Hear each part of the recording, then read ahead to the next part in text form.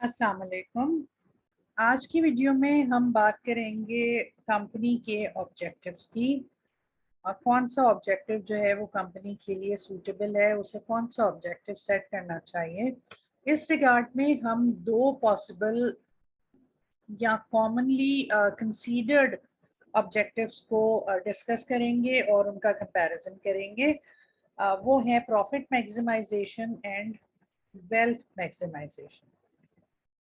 जैसा कि आप सब लोग जानते हैं कि ऑब्जेक्टिव से हमारी मुराद है वो एम या डेस्टिनेशन, वो गोल जहां कोई शख्स पहुंचना चाहता है, वो जगह जिसको आप हासिल करना चाहते हैं। अगर हम जो है वो कंपनी के पॉइंट ऑफ व्यू से बात करें तो ऑब्जेक्टिव से मुराद है वो मकाम, वो टारगेट जिसे कंपनीज जो है वो अचीव करना चाहती है। कंपनी की तमाम एक्टिविटीज का मकसद क्या होना चाहिए, उस मकसद को हम जो है वो कंपनी का ऑब्जेक्टिव कहेंगे।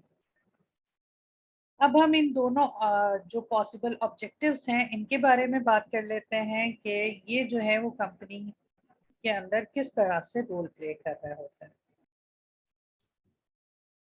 ट्रेडिशनली कंपनीज जो ऑब्जेक्टिव फॉलो करती हैं वो है प्रॉफिट मैक्सिमाइजेशन।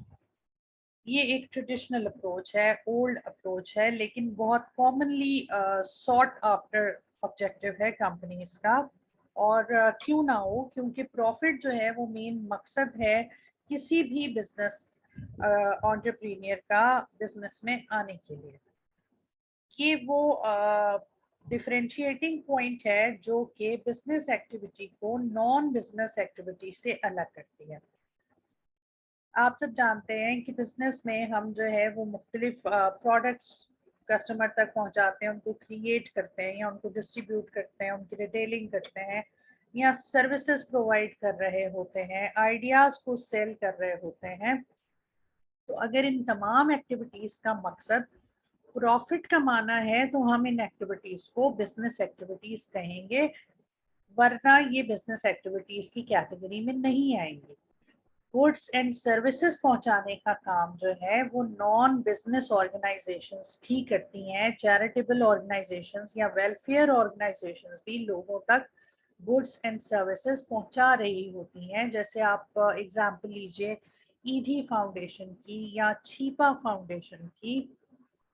तो ये ऑर्गेनाइजेशंस जो हैं वो लोगों को खाना दे रही हैं, लोगों को मुख्तलिफ तरह की सर्विसेज प्रोवाइड कर रही हैं। हम एग्जांपल ले लेते हैं एम्बुलेंस सर्विस की। तो एम्बुलेंस सर्विस जो है वो छीपा एंड ईदी फाउंडेशंस प्रोवाइड कर रही हैं, लेकिन इनका मकसद जो है वो मुनाफा कमाना नहीं है, वो आपसे जो है वो ब्रेक इवन अमाउंट ले रहे होते हैं। इसके कंपैरिजन में अगर कोई प्राइवेट ऑर्गेनाइजेशन आपको वही एम्बुलेंस सर्विस प्रोवाइड करती है तो उनका मकसद जो है प्रॉफिट कमाना होता है। तो सेम एक्टिविटी एम्बुलेंस सर्विस को हम अगर प्रॉफिट कमाने के इंटेंशन से प्रोवाइड कर रहे हैं तो वो बिजनेस एक्टिविटी होगी, और अगर हमारा मकसद प्रॉफिट प्रोवाइड करना नहीं है तो वो बिजनेस एक्टिविटी नहीं होगी।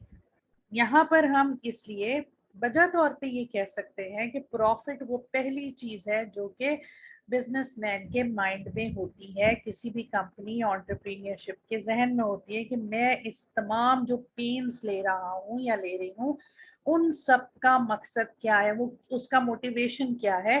तो उसका मोटिवेशन जो है वो प्रॉफिट है, प्रॉफिट कमाने के लिए जो है वो लोग बिजनेस के अंदर आते हैं। So rightly profit can be the first objective, या सबसे ट्रेडिशनल या सबसे कॉमन ऑब्जेक्टिव जो है वो प्रॉफिट मैक्सिमाइजेशन होगा। और ये कोई ऐसा गलत ऑब्जेक्टिव भी नहीं है। बहुत सारी सिचुएशंस के अंदर प्रॉफिट मैक्सिमाइजेशन बहुत अहम और जो है वो जरूरी ऑब्जेक्टिव होता है। आपकी एक्टिविटीज जो है वो करेक्ट डायरेक्शन में जाती हैं। अब एक्टिविटीज या डिसीजन जो हमने डिसीजंस पढ़े हैं, इन्वेस्टमेंट फाइनेंसिंग डिसीजंस, उन तमाम की जो इंटेंशन है वो अगर प्रॉफिट को मैक्सिमाइज करना है, प्रॉफिट को बढ़ाना है, तो फिर जो है वो प्रॉफिट मैक्सिमाइजेशन ऑब्जेक्टिव के साथ बिजनेसेस काम कर रहे हैं।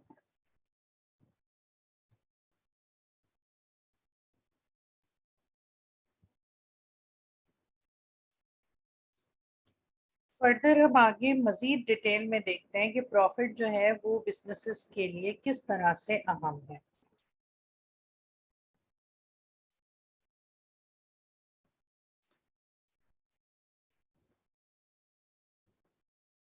प्रॉफिट जो है वो बिजनेस के सर्वाइवल में अहम रोल प्ले करता है। बिजनेस का सर्वाइवल उसी सूरत में होगा जब बिजनेसेस जो है वो प्रॉफिटेबल होंगे।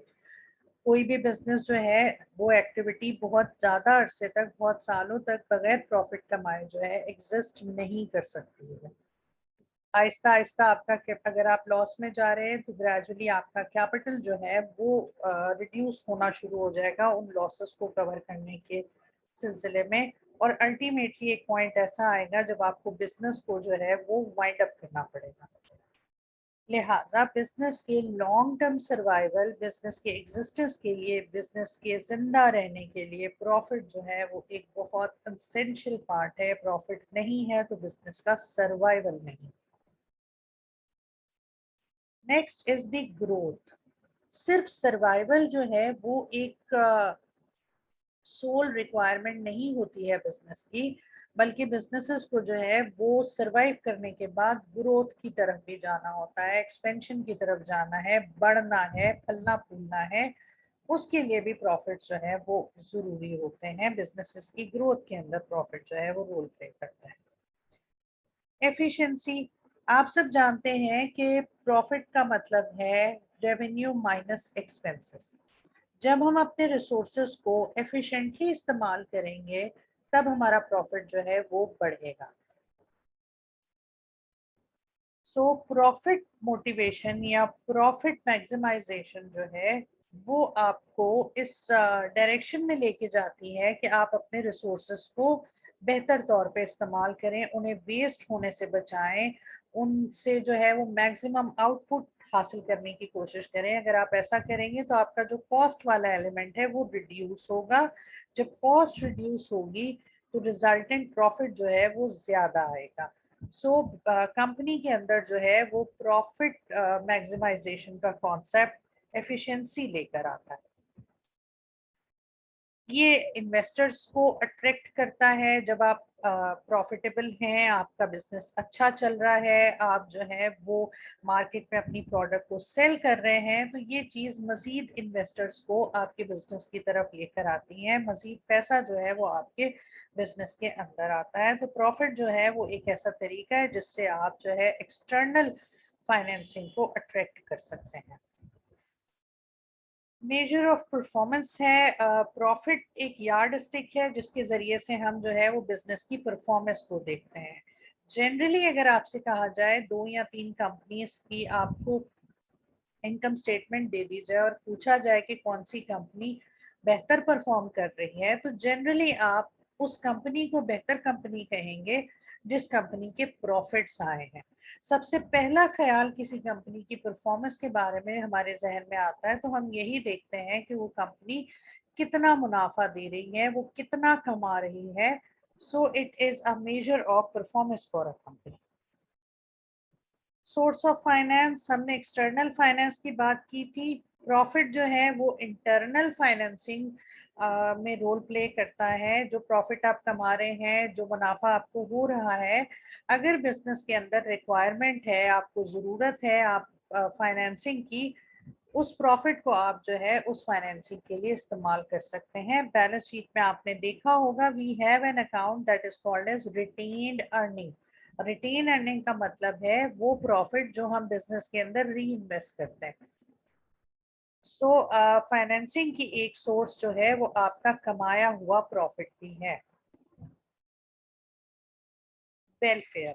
प्रॉफिट जो है वो स्टेक होल्डर्स के लिए वेलफेयर लेकर आता है। जब आप प्रॉफिट कमाएंगे, जब आपके पास जो है पैसा होगा, तभी आप जो है वो उसे कंपनी से रिलेटेड लोगों के लिए बेहतर तौर पे इस्तेमाल कर सकते हैं। जब आपके पास प्रॉफिट होगा आप शेयर होल्डर्स को ज्यादा डिविडेंड देंगे।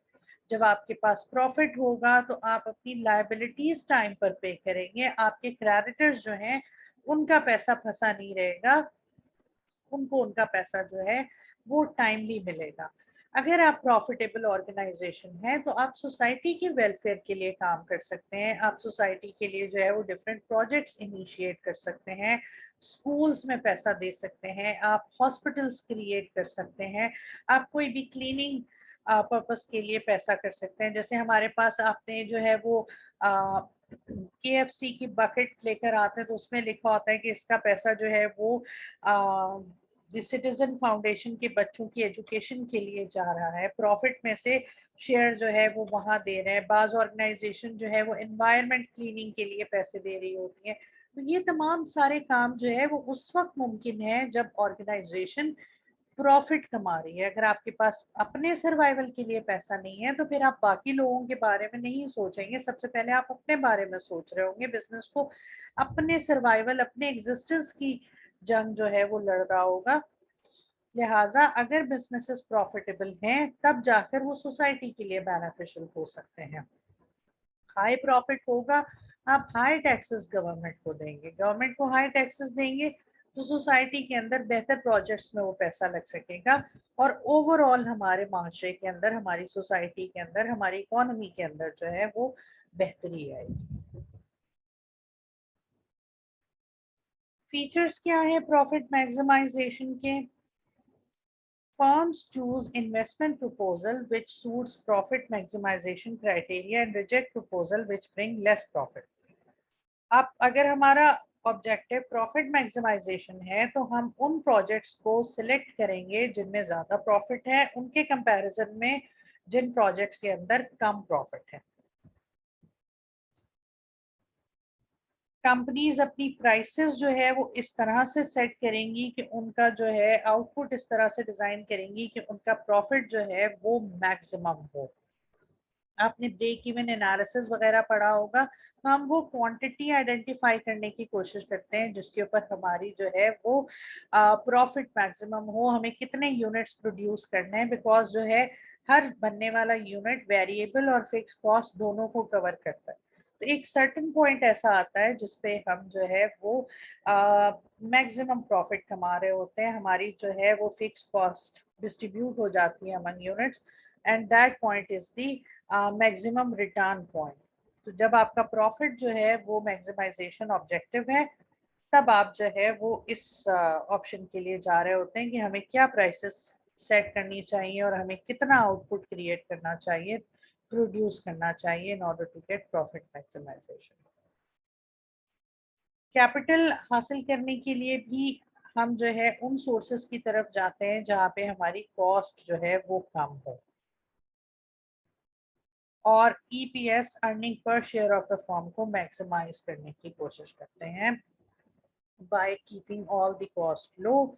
जब हमारी कॉस्ट कम आएंगी तो अल्टीमेटली हमारा प्रॉफिट हाई आएगा, प्रॉफिट हाई आएगा तो अर्निंग पर शेयर भी हाई होगी। अब हम देखते हैं कि प्रॉफिट मैक्सिमाइजेशन के साथ प्रॉब्लम क्या है, क्यों हमने दूसरा ऑप्शन वेल्थ मैक्सिमाइजेशन के बारे में सोचा। डेफिनेटली कहीं कुछ फ्लॉज या ड्रॉबैक्स इसके अंदर रहे होंगे जिन्होंने हमें दूसरे ऑप्शन, दूसरे ऑब्जेक्टिव की तरफ जाने के बारे में मोटिवेट किया। तीन मेजर इश्यूज जो प्रॉफिट मैक्सिमाइजेशन के साथ हैं वो है vagueness, time value of money and risk.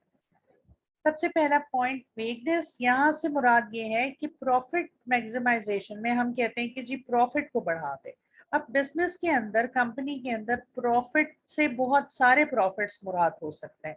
Accounting profit है, इकोनॉमिक प्रॉफिट है, शॉर्ट टर्म प्रॉफिट की बात कर रहे हैं या हम लॉन्ग टर्म प्रॉफिट की बात कर रहे हैं, ग्रॉस प्रॉफिट है, ऑपरेटिंग प्रॉफिट है, नेट प्रॉफिट है। सो प्रॉफिट जो है वो बहुत सारी तरह का है। इनकम स्टेटमेंट के अंदर जो है हम डिफरेंट प्रॉफिट्स को रिपोर्ट कर रहे होते हैं। यहाँ पे हमारा ऑब्जेक्टिव प्रॉफिट मैक्सिमाइजेशन से क्या मुराद है ये क्लियर नहीं है। सो ये एक वेगनेस क्रिएट करती है। उसके बाद एक बहुत अहम नुक्ता जो है प्रॉफिट मैक्सिमाइजेशन का फ्लॉ या प्रॉब्लम है वो है time value of money. Time value of money finance का एक बहुत इंपॉर्टेंट कॉन्सेप्ट है। पैसे की जो वैल्यू आज है वो आने वाले दिनों में उतनी वैल्यू नहीं होती है ड्यू टू इन्फ्लेशन। जो परचेजिंग पावर रुपी की आज है वो आज से 1 साल के बाद नहीं होगी। 100 रुपए में जितने पैसे में जितनी चीजें मैं ले सकती हूँ, 1 साल के बाद उस 100 रुपए में मैं उतनी चीजें नहीं परचेज कर पाऊँ। अगर हम प्रॉफिट मैक्सिमाइजेशन को ही सिर्फ अपना ऑब्जेक्टिव कंसीडर करते हैं, तो हमारा वास्ता सिर्फ फिगर ऑफ प्रॉफिट से होगा। जैसे यहाँ पर मैं आपको एग्जांपल दे रही हूँ कि वी हैव 2 प्रोजेक्ट और दोनों प्रोजेक्ट जो है वो हमें 65 करोड़ का प्रॉफिट दे रहे हैं। इस लिहाज से अगर प्रॉफिट सेम है तो हमें कोई फर्क नहीं पड़ता है कि उस प्रोजेक्ट से रिसीव होने वाली इनकम का पैटर्न क्या है। यहाँ पर आप देख सकते हैं कि हमारे पास जो प्रोजेक्ट ए है वो पहले साल हमें 50 करोड़ दे रहा है, दूसरे साल 10 करोड़ दे रहा है और तीसरे साल हमें 5 करोड़ दे रहा है। इसके कंपैरिजन में प्रोजेक्ट बी जो है वो पहले साल 5 करोड़ दे रहा है, दूसरे साल 10 करोड़ दे रहा है और तीसरे साल जो है वो 50 करोड़ दे रहा है। अगर हम प्रॉफिट मैक्सिमाइजेशन के ऊपर फोकस करते हैं तो हमारी चॉइस जो है वो इन दोनों प्रोजेक्ट के बारे में इंडिफरेंट होगी। हम या तो ए लेंगे, हम बी लेंगे। प्रॉफिट मैक्सिमाइजेशन के परस्पेक्टिव से ये दोनों प्रोजेक्ट्स जो है वो बराबर है, बिकॉज ये दोनों प्रोजेक्ट्स जो है वो 65 करोड़ रुपीस का प्रॉफिट दे रहे हैं। और इसको एलैबोरेट करती हूँ मैं। सपोज प्रोजेक्ट ए जो है वो पहले साल 50 के बजाय 49 करोड़ का प्रॉफिट देता है। अगर ऐसा है तो प्रोजेक्ट ए का प्रॉफिट 65 करोड़ होगा और प्रोजेक्ट बी का 64 करोड़ होगा और प्रोजेक्ट बी का प्रॉफिट जो है वो 65 करोड़ होगा। इस लिहाज से प्रोजेक्ट बी जो है वो सुपीरियर प्रोजेक्ट है as compare to project A. लेकिन प्रैक्टिकली हकीकतन टाइम वैल्यू ऑफ मनी के पर्सपेक्टिव को अगर हम सामने रखते हैं तो ऐसा दुरुस्त नहीं है। टाइम वैल्यू ऑफ मनी ये कहती है कि जो अर्ली रिसीव होने वाले प्रोजेक्ट हैं, जिन प्रोजेक्ट से हमें ज्यादा पैसा अर्ली ईयर्स में, इनिशियल ईयर्स में रिसीव होता है, वो बेटर प्रोजेक्ट है। टाइम वैल्यू ऑफ मनी के हिसाब से project A is better project क्योंकि ये पहले साल हमें 50 करोड़ दे रहा है। आप इसको सिंपल और इस तरह से ज्यूम करें कि ये 50 करोड़ हमें पहले साल मिल गए, हम इन 50 करोड़ को 2 साल के लिए प्रोजेक्ट एंड होने के लिए बैंक में रख देते हैं। इसके ऊपर मिलने वाला मुनाफा जो है वो एडिशनल प्रॉफिट होगा हमारा। इसके मुकाबले में जो प्रोजेक्ट बी है उसके 50 करोड़ 3 साल के बाद मिलेगा। सो time value of money is a important consideration और ये कंसिडरेशन जो है प्रॉफिट मैक्सिमाइजेशन के अंदर नहीं है। इसके साथ साथ प्रॉफिट मैक्सिमाइजेशन जो है वो रिस्क को भी कोई कंसिडरेशन नहीं देती है, रिस्क फैक्टर को भी कंसीडर नहीं करती हैं। रिस्क जो है वो इन्वेस्टमेंट करते वक्त एक अहम नुक्ता है जिसको हम फोकस करते हैं। हर प्रोजेक्ट जो है, हर इन्वेस्टमेंट प्रपोजल जो है, वो हर बिजनेस जो है वो एक जैसा रिस्की नहीं होता है। बाज बिजनेसेस ज्यादा रिस्की हैं, बाज बिजनेसेस कम रिस्की हैं। तो जब हम प्रोजेक्ट्स को वे कर रहे होते हैं, जब हम डिसीजन मेकिंग कर रहे होते हैं, इन्वेस्टमेंट डिसीजन करते हैं या हम फाइनेंसिंग डिसीजन करते हैं, तो हमें ये देखना पड़ेगा कि हमारे डिसीजन का जो रिजल्ट है उसमें कितना रिस्क इन्वॉल्व है। फाइनेंसिंग डिसीजन पढ़ाते हुए मैंने आपको बताया था कि फाइनेंसिंग में जो short term source of finance है वो ज्यादा रिस्की है as compare to long term source of finance. जब हम 1 साल के लिए कर्ज लेते हैं और हमें 1 साल के अंदर वो कर्ज वापस करना है और खुदा ना खास्ता वही 1 साल जो है वो हमारा अच्छा नहीं जाता, तो हम प्रॉब्लम में आ सकते हैं। 2020 के स्टार्ट में अगर किसी रेस्टोरेंट बिजनेस में अब जनवरी 2020 में एक रेस्टोरेंट बिजनेस ने सपोज लोन लिया और उन्होंने ये कहा कि हम दिसंबर में ये लोन रीपे कर देंगे, 1 साल का लोन है।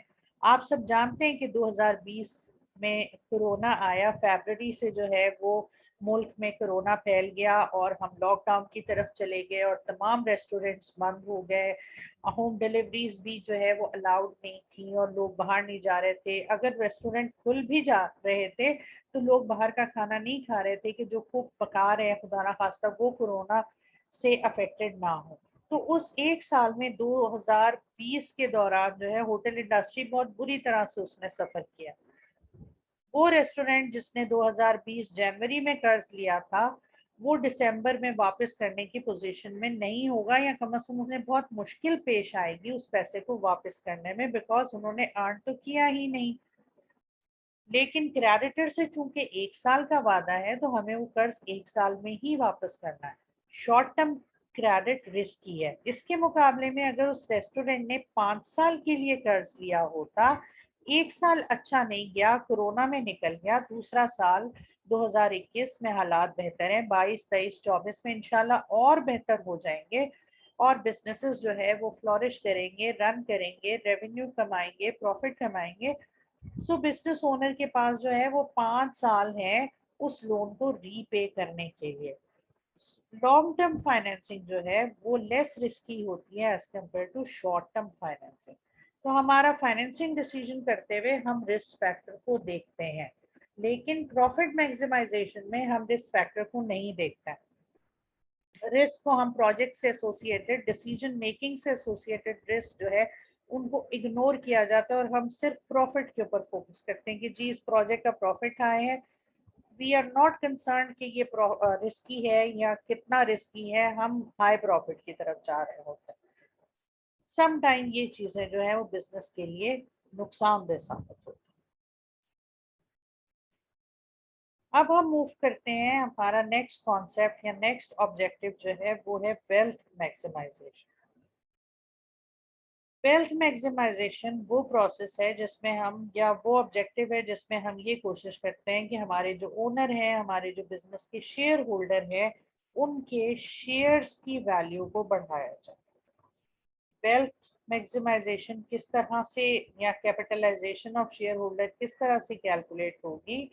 मार्केट प्राइस ऑफ शेयर्स को अगर हम आउटस्टैंडिंग शेयर से मल्टीप्लाई कर दें तो total wealth of share holder या वेल्थ ऑफ कंपनी कैलकुलेट होती है। इसको फर्दर एलैबोरेट करते हैं।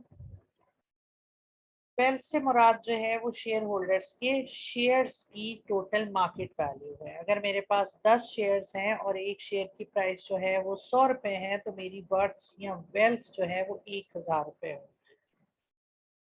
वेल्थ मैक्सिमाइजेशन का ऑब्जेक्टिव ये है कि हमारे तमाम डिसीजन जो है, फाइनेंसिंग, इन्वेस्टमेंट, डिविडेंड, ये तमाम डिसीजन जो है वो वेल्थ मैक्सिमाइजेशन की तरफ फोकस करें। वेल्थ को बढ़ाने के लिए हम इन डिसीजन मेकिंग के अंदर जा रहे हैं। एग्जाम्पल ले लेते हैं। मिस्टर ए के पास जो है वो 1000 शेयर्स हैं और वो 1000 शेयर जो है वो उन्होंने 100 रुपए में लिए हैं, तो उनकी टोटल वेल्थ जो है वो 1 लाख रुपए है। अगर जो है वो वक्त गुजरने के साथ शेयर की प्राइस बढ़ जाती है और वो 200 हो जाती है, तो हमारे शेयर्स जो हैं वो, उनकी वर्थ बढ़ के 1 लाख से 2 लाख हो जाएगी। शेयर होल्डर की, मिस्टर ए की वेल्थ जो है वो डबल हो जाएगी। सो वेल्थ से मुराद है आपके शेयर्स की मार्केट वैल्यू से जो मल्टीप्लाई करके रिजल्ट आता है, जितने शेयर्स, नंबर ऑफ शेयर्स आपके पास हैं, उनको अगर आप मल्टीप्लाई करते हैं market price of the share से, you will get the wealth of the shareholder. अगर कंपनी की वेल्थ देखनी है तो जितने कंपनी ने टोटल शेयर्स इशू किए हैं उनको आप मार्केट वैल्यू से मल्टीप्लाई कर दीजिए, तो कंपनी की टोटल कैपिटलाइजेशन या कंपनी की टोटल वेल्थ कैलकुलेट हो जाएगी। Favorable arguments for wealth maximization. It has a consideration for time value of money. यहाँ पे हम रिस्क को भी कंसीडर करते हैं।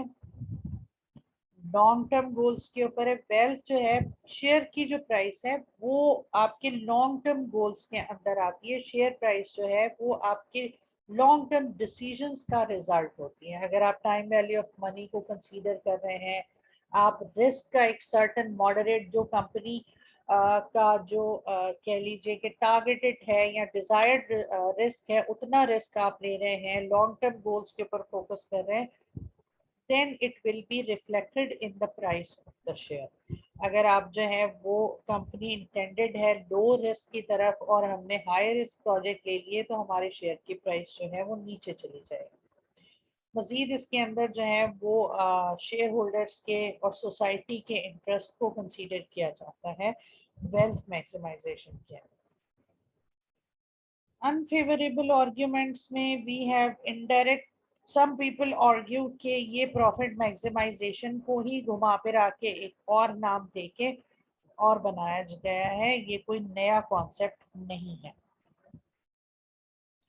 वेल्थ मैक्सिमाइजेशन जो है सिर्फ उसी सूरत में पॉसिबल होगी जब कंपनी जो है वो प्रॉफिटेबल होगी। अगर कंपनी प्रॉफिटेबल है फिर उसका इम्पैक्ट जो है वो शेयर प्राइस के ऊपर आएगा और फिर शेयर प्राइस बढ़ेगी और कंपनी के शेयर होल्डर्स की वेल्थ बढ़ेगी।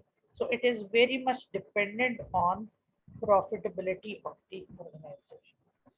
Inefficient stock market, stock markets, inefficient stock market का मतलब ये होता है कि स्टॉक मार्केट जो है वो तमाम इंफॉर्मेशन को जो कंपनी से रिलेटेड है, पास्ट इंफॉर्मेशन एंड डेटा, उसको कंसीडर नहीं कर रही है। पास दफा बेटा ये होता है कि बहुत सारी चीजें जो हैं वो शेयर प्राइस को, क्वालिटेटिव फैक्टर्स जो है वो शेयर प्राइस को अफेक्ट कर रहे होते हैं।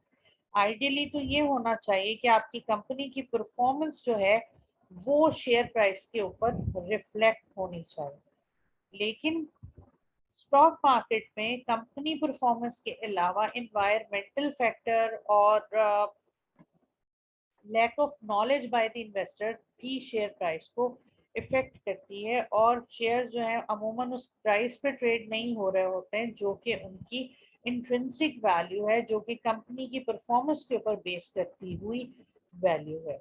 बहुत सारे फैक्टर्स जो है वो प्राइस को ऊपर नीचे करते हैं। जैसे पिछले दिनों आपने यूरो कप में सुना होगा कि एक फुटबॉलर ने जो है वो कोका कोला को जो है वो रिफ्यूज करके और पानी पी लिया।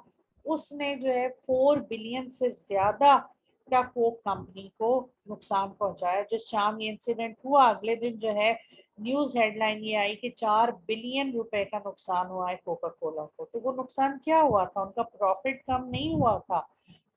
इतनी एक रात में उनके इनकम स्टेटमेंट के अंदर जो है वो रेवोल्यूशनरी चेंज नहीं आया था, बल्कि हुआ क्या था कि इस इंसिडेंट के बाद ये जो वाकया टीवी के ऊपर आया, ये वाली क्लिप्स लोगों ने देखी, तो मार्केट के अंदर कोका कोला के शेयर की प्राइस नीचे चली गई। जब शेयर की प्राइस नीचे गई तो definitely wealth of the company या कैपिटलाइजेशन ऑफ द कंपनी नीचे गई, और कितनी नीचे गई, ऑलमोस्ट $4 बिलियन उसकी प्राइस जो है वो नीचे चली गई।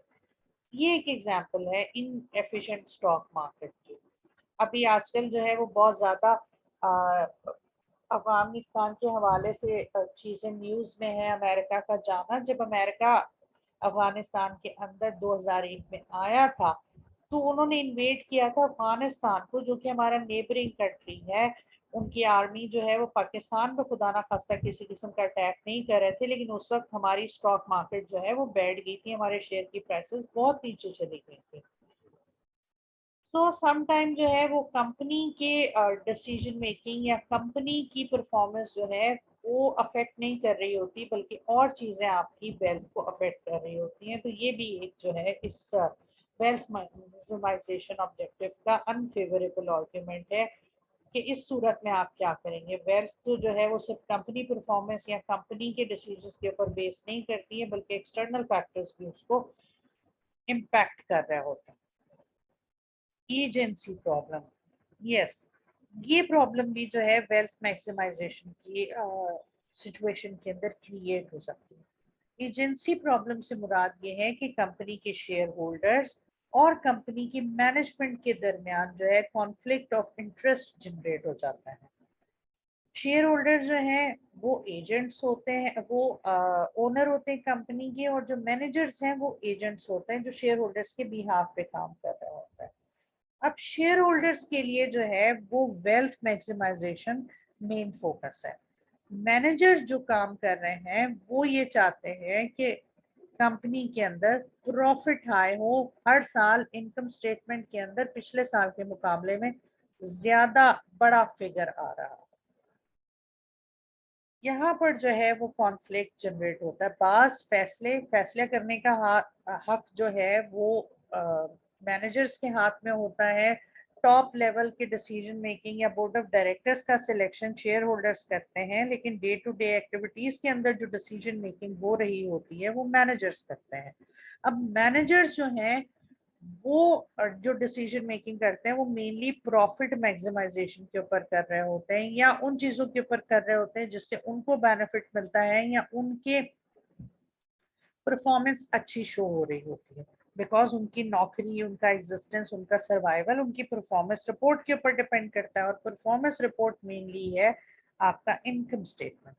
इनकम स्टेटमेंट पॉजिटिव है, आपने वेल्थ मैक्सिमाइजेशन के ऊपर फोकस किया, उसको बाद में देखेंगे, लेकिन अगर आपकी जो है वो इस साल नेट इनकम 1 लाख रुपए और नेक्स्ट ईयर जो है वो 95,000 होगी, तो आपसे फौरन क्वेश्चन पूछा जाएगा कि जी ऐसा क्यों हुआ। सो मैनेजर जो है वो ये कोशिश करते हैं कि बैलेंस शीट और इनकम स्टेटमेंट जो है वो बहुत करेक्ट नजर आनी चाहिए। इस कोशिश के अंदर सम टाइम्स वो ऐसे डिसीजन लेते हैं जो कि अल्टीमेटली लॉन्ग टर्म में वेल्थ मैक्सिमाइजेशन को अफेक्ट कर सकता है। मैं आपको इसकी एग्जांपल देती हूँ। सपोज एक प्रोजेक्ट है जो कि आने वाले दिनों में हमें लगता है कि बहुत ज्यादा कंपनी के लिए प्रॉफिटेबल हो सकता है और कंपनी को जो है वो अच्छे उसमें रिटर्न मिलेंगे, लेकिन उस प्रोजेक्ट में जो है वो रिस्क ज्यादा इन्वॉल्व है। चांसेस हैं कि अगर हम सक्सेस हो गए तो कोई भी वो प्रोडक्ट नहीं बना रहा है और हम जो है वो बनाएंगे और हम ह्यूज प्रॉफिट्स ले सकते हैं।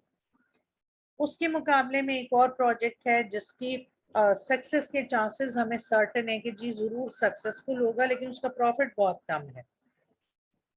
अब अगर मैनेजमेंट जो है वो हाई रिस्क हाई प्रॉफिट वाले प्रोजेक्ट की तरफ जाती है, प्रॉफिट अगर हो गया तो प्रॉफिट जो है वो जाएगा शेयर होल्डर्स की पॉकेट में, उसका रिजल्ट अल्टीमेटली वेल्थ मैक्सिमाइजेशन के ऊपर आएगा। लेकिन कंपनी जो प्रॉफिट अर्न करेगी वो मेनली प्रॉपर्टी होगा शेयर होल्डर का। डिसीजन लिया मैनेजर्स ने और प्रॉफिट जाएगा शेयर होल्डर्स की पॉकेट। लेकिन अगर वो प्रोजेक्ट जो है वो फेल हो जाता है खुदा ना खास्ता, तो उसका तमाम तर जो ब्लेम आएगा वो मैनेजमेंट के ऊपर आएगा और मैनेजमेंट को जवाब देना पड़ेगा कि जी इतनी ह्यूज इन्वेस्टमेंट के साथ प्रोजेक्ट फेल क्यों हो गया, आपने ऐसा प्रोजेक्ट ऑप्ट ही क्यों किया जो कि फेल हो गया। इस सिचुएशन को अवॉइड करने के लिए अब मैनेजर्स क्या करेंगे, वो उस हाई प्रॉफिट या हाई रिटर्न वाले प्रोजेक्ट को छोड़ के और जिसमें रिस्क कम है उस प्रोजेक्ट की तरफ चले जाएंगे। ये कहलाता है कि एजेंसी प्रॉब्लम, कि एजेंट्स जो हैं, मैनेजर्स जो हैं, वो अपना सर्वाइवल और अपना बेनिफिट्स फोकस कर रहे होते हैं rather than share holders benefit. इसके ऊपर बहुत सारी रिसर्च है और बहुत सारा मैनेजमेंट गुरुज ने काम किया हुआ है कि इसको हम किस तरह से टैकल कर सकते हैं, किस तरह से हम इसे जो है वो बेहतर कर सकते हैं या प्रॉब्लम को जो है वो मिनिमाइज कर सकते हैं। आप अगर इंटरेस्टेड हो तो आप उन रीडिंग्स को देख सकते हैं। यहाँ पर हमने दोनों ऑब्जेक्टिव को डिस्कस किया। दोनों ऑब्जेक्टिव गुड या बैड नहीं है, प्रॉफिट मैक्सिमाइजेशन गुड है या वेल्थ मैक्सिमाइजेशन गुड है, दोनों कंपनी के लिए असेंशियल है। पॉइंट यहाँ पर जो हम डिस्कस करेंगे वो ये है कि वेल्थ मैक्सिमाइजेशन एक ब्रॉडर कॉन्सेप्ट है। वो चीजें जो कि प्रॉफिट मैक्सिमाइजेशन कवर नहीं कर रहा था उसको वेल्थ मैक्सिमाइजेशन जो है वो कवर कर रही है। Profit maximisation essential important objective है, बट उसके साथ साथ हमें वेल्थ मैक्सिमाइजेशन को देखना है। तो when we are focusing on wealth maximization तो actually we are making profit maximization as our objective, as well as some other considerations are also met. So it is a broader concept, it is a more जो है वो बेहतर किया हुआ एक मोर जो है रिफाइंड कॉन्सेप्ट है प्रॉफिट मैक्सिमाइजेशन के मुकाबले। So this is all about our today's video. Thank you very much for listening patiently and attentively. See you. Allah Hafiz.